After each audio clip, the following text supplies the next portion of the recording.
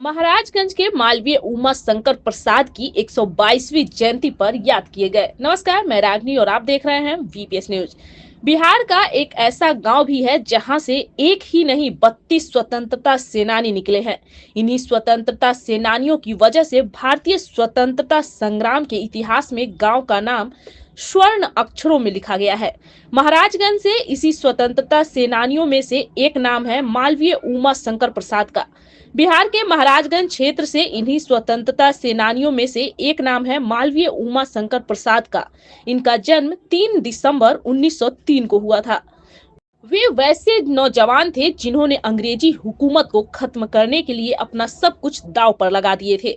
आज उनकी 122वीं जयंती पर उनको याद कर उनके पद चिन्हों पर चलने का संकल्प लिया गया। महाराजगंज के मालवीय उमा शंकर प्रसाद की 122वीं जयंती पर उनके स्मारक पर माला और पुष्प अर्पित कर श्रद्धांजलि देकर उनको याद किया गया। देश की आजादी दिलाने के लिए स्वतंत्रता संग्राम के अग्रणी भूमिका निभाते हुए उन्होंने आजादी के पूर्व 1931 में मात्र 28 साल की आयु में अपने निजी कोष के साथ निजी भूमि पर उमा शंकर प्रसाद हाई स्कूल की स्थापना कर शिक्षा का अलख जगाए। 122वीं जयंती पर मालवीय के school Uma Shankar Prasad high school में उनके स्मारक पर पुष्प अर्पित करने वालों में उनके परिजन मोहन कुमार, पद्माकर, पौत्र प्रमोद रंजन, नगर अध्यक्ष शारदा देवी, स्कूल प्रधानाध्यापक सहित गणमान्य लोगों ने उपस्थिति दर्ज थी। जयंती पर आयोजित कार्यक्रम स्कूल परिसर में छात्राओं द्वारा सांस्कृतिक कार्यक्रम प्रस्तुति दी गई। उनके स्वतंत्रता आंदोलन की भूमिका से लेकर मालवीय होने तक उनके जीवन पर प्रकाश डाला गया और उनके आदर्शों को जीवन में अपनाने का संकल्प लिया गया। वहीं शिक्षा का अलख जगाने के बाद जब अंग्रेजी हुकूमत को मालूम हुआ था कि स्थापित विद्यालय में राष्ट्र भर्ती के पढ़ाई होती है तो विद्यालय के लाइब्रेरी में आग लगवा दी गई। उमा शंकर प्रसाद की स्वतंत्रता संग्राम में सक्रिय अग्रणी भूमिका को देखते हुए उनके दुकान तक लूट लिए गए।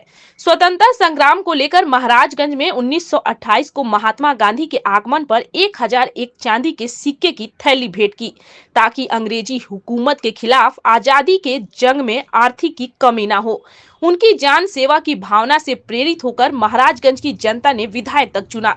विधायक बनने के बाद भी लोगों की सेवाएं करते रहे। आज मालवीय की 122वीं जयंती पर महाराजगंज की जनता याद कर आत्म विभोर हो गए। जयंती पर संदेश देंगे। देखिए, उमाशंकर बाबू की बात अगर आप कीजिएगा, उमाशंकर प्रसाद हाई स्कूल की स्थापना से लेकर स्वतंत्रता आंदोलन की लड़ाई से लेकर विधायक तक एक लंबा उनका इतिहास रहा है और इतना बड़ा इतिहास रहा है कि उस पर अगर हम विस्तृत रूप से बात करें तो शायद 10 मिनट लग सकते हैं, 20 मिनट लग सकते हैं। मैं यही कहूँगा कि उमाशंकर बाबू एक नेकदिल इंसान थे और सबसे बड़ी बात उनकी थी कि उस पीरियड में उन्होंने उमाशंकर प्रसाद हाई स्कूल का स्थापना की जब देश गुलाम था।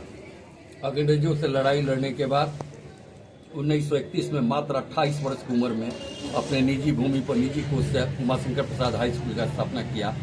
उसका मकसद एक ही था कि इस क्षेत्र के लोगों को शिक्षा की सुविधा हो और उन्हें पढ़ने के लिए दूर दराज छपरा, गोरिया कोठी या सिवान नहीं जाना पड़े।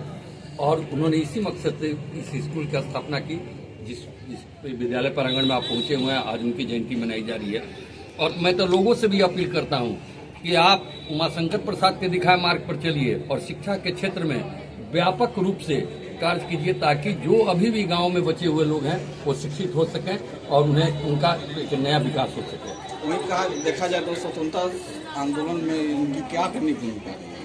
स्वतंत्रता आंदोलन में तो सबसे पहले 1927 में जब महात्मा गांधी महाराज आए तो उन्होंने 1001 रुपये की चांदी की थैली दी थी। बापू को उन्होंने थैली इसलिए दिया कि ताकि आंदोलन को मजबूत किया जा सके। डॉक्टर राजेंद्र प्रसाद आए थे महाराज में तो नमक बनाओ आंदोलन में वो सक्रिय थे और उसके बाद सबसे बड़ी बात है कि अंग्रेजी हुकूमत उन्हें देखते ही गोली मार देने का आदेश दिया था। उसके बाद भी वो डरे नहीं, हिचके नहीं, अंग्रेजों के खिलाफ लड़ाई में जबरदस्त भूमिका निभाते रहे और जो स्वतंत्रता आंदोलन की लड़ाई में जो लोग लड़ रहे थे उन्हें आर्थिक रूप से भी मदद देते थे। जिससे आक्रोशित होकर अंग्रेजों ने उनकी दुकान लूट ली, उनके स्कूल के लाइब्रेरी में आग लगा दिया और जब सरकार ने मुआवजा की बात की आजादी के बाद उन्होंने मुआवजा लेने से भी इनकार कर दिया। धन्यवाद। मैं रागनी और आप देख रहे थे वीपीएस न्यूज।